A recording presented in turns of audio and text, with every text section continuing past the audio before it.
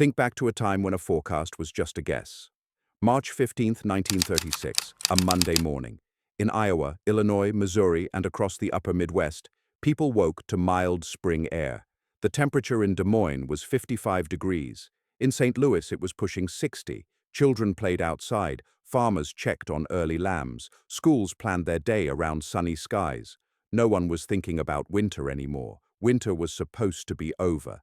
But on the morning of St. Patrick's Day, 1936, the Midwest had no idea that within 24 hours, the worst blizzard in living memory would bury them in snow, ice, and wind so violent it would trap entire trains, collapse buildings, and leave dozens dead in their own backyards.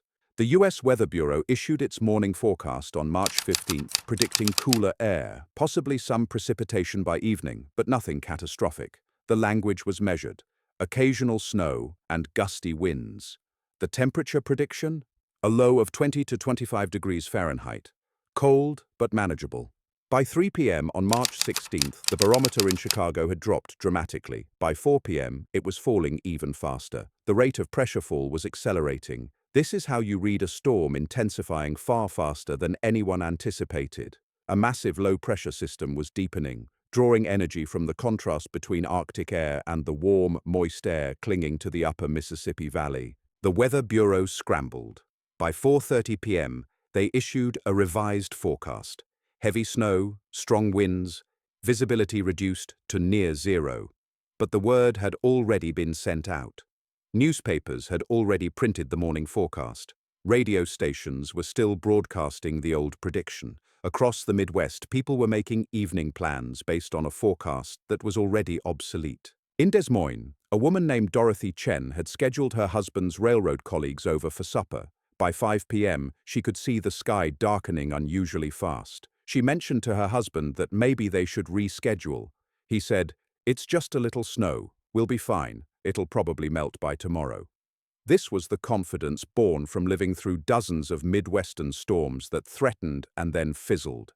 This was the mistake thousands of people were making simultaneously. By 6 p.m., the first heavy snow bands were moving into Missouri. By 8 p.m., it had reached Chicago. The wind had shifted to the north and was accelerating past 30 Matasamov, then 40 Matastanov, then approaching 50 Matastand. The temperature, which had been 55 degrees at noon, began its catastrophic plunge. In Chicago, visibility dropped from a quarter mile to less than 100 feet in a single hour. Drivers on Lakeshore Drive abandoned their cars. One account describes a taxi driver who pulled over near Grant Park, convinced he was about to drive off a bridge, only to discover at daylight that he'd stopped just 3 feet from the edge. The snowfall rate was extraordinary. In some areas, snow was accumulating at 1 to 1.5 inches per hour. A city's typical monthly snowfall was about to arrive in a single night. The temperature in Minneapolis was 35 degrees at 6 p.m. By midnight, it had dropped to -2 degrees. The wind chill was somewhere between -30 and -40 degrees. Your skin would freeze in minutes. In rural areas, the wind was creating massive drifts. Snow was scoured from one area and deposited in another,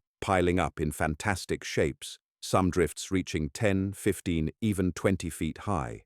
This wasn't just snow. This was snow weaponized by wind into something that could entomb a car, bury a house, or trap a man on a road he'd driven 100 times before. By 9 p.m., the Weather Bureau issued its most urgent forecast: blizzard conditions, near-zero visibility, extreme cold, dangerous drifting snow. But by then, tens of thousands of people were already caught in it. Dorothy Chen was in her living room with her husband Thomas and 3 of his railroad colleagues. It was 10:30 p.m. The card game had been abandoned. Everyone was standing at the window, watching the snow fall like a waterfall. The wind was shaking the house. Thomas's friend, Robert Mullins, was from out of town. He'd driven to Des Moines from Madrid, about 25 miles away. He had said he'd leave early to make it home before the storm got too bad. But by 8:30 p.m., it was already too bad. "I'll stay the night," he'd said. Something about this storm felt different. The darkness was absolute. The snow was so thick that the streetlights 3 houses down the block were invisible. By midnight, the temperature in Des Moines was 8 degrees below zero. In the Chen household, despite the house being heated, the wind sound was unnerving. Thomas suggested everyone should stay the night, but not everyone had a safe house to shelter in. On Highway 30, about 8 miles east of Madrid, a Greyhound bus was moving at perhaps 15 miles per hour. The driver, George Hartley, had started from Cedar Rapids at 4 p.m. The plan was to reach Des Moines by 7 p.m. But visibility had deteriorated so badly that by 8 p.m. he could barely see the road. A passenger suggested he keep going. Staying still could mean freezing. So he continued, essentially driving blind, trusting the road was beneath him. By midnight, he'd covered only 30 miles since 4 p.m. The bus was no longer moving. The snow had drifted so severely that he couldn't proceed. Inside were 23 passengers, plus the driver. None of them knew they would be sitting in that bus for the next 22 hours. In Chicago, a Pennsylvania Railroad train, the Broadway Limited, had stopped near the switching yards. The wind had blown snow so densely against the tracks that the locomotive couldn't move without risk of derailment. The train carried 187 passengers and crew.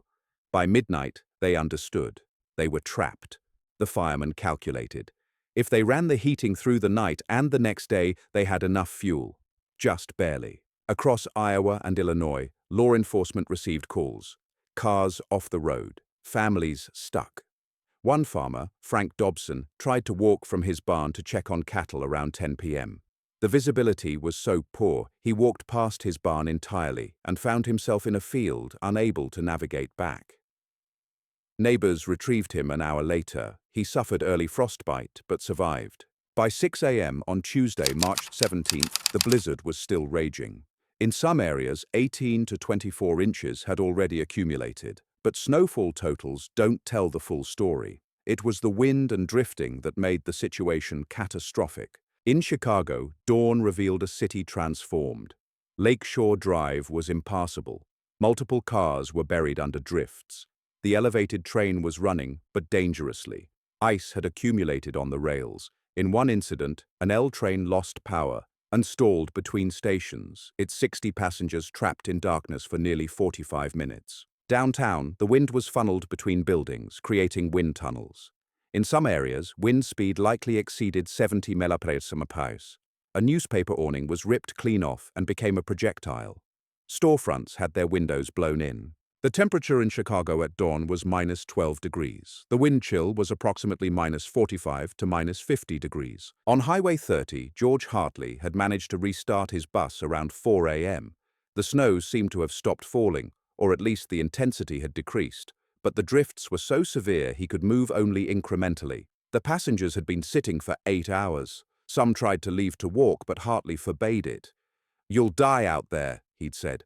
"The heat in this bus is your lifeline." One passenger, Clara Whitmore, traveling to Sioux City, had been calculating resources. She had a light coat, a small bag, and perhaps $40. Food and water were minimal. Clara was writing in a journal. Her notes captured growing fear. 10 a.m. Tuesday. We have moved perhaps 2 more miles. The drifts tower above the bus. The driver says we may be stuck another night. Some passengers are becoming panicked. In Des Moines, the city began assessing damage. Schools closed. Streetcars shut down. Power lines failed. Telephone lines were also failing under ice weight. Dorothy Chen woke to find electricity was out. The furnace quit. The house would gradually cool. Thomas and the other guests discussed their options. Looking out the window, snow was still falling. The wind was still howling. By Tuesday afternoon, the reports started coming in. Deaths, missing people, incidents. A farmer near Cedar Rapids, Henry Jacobson, decided to check livestock around 8 a.m. Tuesday. His farm was a quarter-mile from his house. He tied a rope to his waist, anchored it to the back door, and set out toward the barn. He made it. He fed the cattle. But on the walk back, visibility dropped to almost nothing. He could not find the house. He pulled on the rope, trusting it to guide him. The rope had become fouled on something. He was pulling, but not advancing. Hypothermia was setting in, causing confusion. He let go of the rope, thinking it was dragging him wrong. He walked forward into the blizzard. He was found 12 hours later, frozen to death, just 50 yards from his house. On the trapped train near Chicago, an elderly passenger named William Tross began experiencing chest pain around 9 a.m. Tuesday. The passengers tried to make him comfortable. There was no doctor on board. The train was still trapped. William died around 2 p.m. His death certificate noting heart attack complicated by exposure stress and inability to access medical care. In Milwaukee, a 14-year-old schoolboy named Thomas Miller decided to take a shortcut across a park near his house around 3 p.m. Tuesday. His mother said not to go out. The weather was too dangerous, but Thomas thought he knew the route. He made it approximately 2 blocks before losing his sense of direction. The park, which he'd played in dozens of times, became unrecognizable. The snowdrifts obscured familiar landmarks. He simply sat down in a drift, exhausted. He was found 4 hours later, suffering severe hypothermia but alive. He spent the next month in the hospital. While people struggled for survival, regional infrastructure was failing systematically. Telephone lines were down across much of the Midwest. Power lines failed under ice weight. By Tuesday afternoon, approximately 60,000 homes across Illinois were without electricity. Streetcar systems shut down completely. Cities' electric streetcars couldn't run when power was out and tracks were buried under 2 feet of snow. Railroads were in chaos. Beyond the Broadway Limited, trapped near Chicago, several other trains had stalled. The Milwaukee Road passenger train was stuck near Mariemont, Ohio, with about 150 passengers. A freight train attempting to cross southern Michigan had jackknifed when it hit a particularly severe drift. Highways were impassable. By Tuesday afternoon, Illinois and Iowa authorities officially closed major highways. But some people tried anyway. A family attempting to drive from Rockford, Illinois to Cedar Rapids abandoned their car when it slid into a ditch. They tried to walk to what they thought was a nearby farmhouse. They walked over an hour, grew disoriented, somehow made it back to the road, and were spotted by a snowplow. Snow removal equipment in 1936 was primitive. Cities had horse-drawn plows and a few mechanical ones. States had similar equipment, but the snow volume and wind severity made clearing nearly impossible. A plow would clear a section, only to have wind blow snow back within minutes. Multiple stories describe plow operators abandoning equipment to walk to shelter. The rural mail system was entirely disrupted. Mail carriers simply couldn't leave home. For people trying to contact distant family, communication became impossible. A woman in Des Moines worried about her sister in Chicago had no way to reach her. All lines were down. Food supply chains were disrupted. Grocery stores ran low by Tuesday afternoon. Delivery trucks couldn't get through. Chicago stores began rationing. A grocer set limits. 1 loaf per customer. No milk for 3 days. Limited fresh produce. Hospitals were stressed. Storm-related admissions, frostbite, hypothermia, trauma, increased. Des Moines Mercy Hospital had taken in 45 weather-related cases by Tuesday evening. Several nursing staff couldn't work.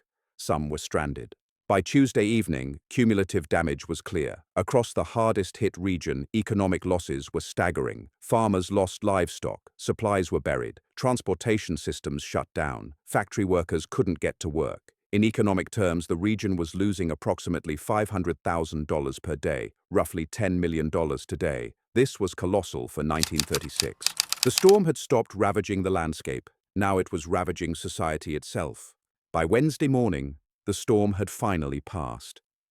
The low-pressure system was over the Great Lakes, heading toward the Atlantic. The wind direction shifted, snowfall decreased, but what remained was devastation on a massive scale.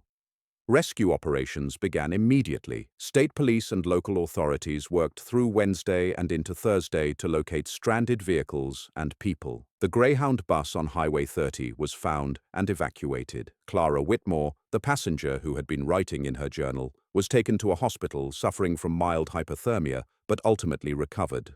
The Broadway Limited train near Chicago was reached by Thursday morning. The 187 passengers and crew were evacuated. William Tross's body was treated with dignity.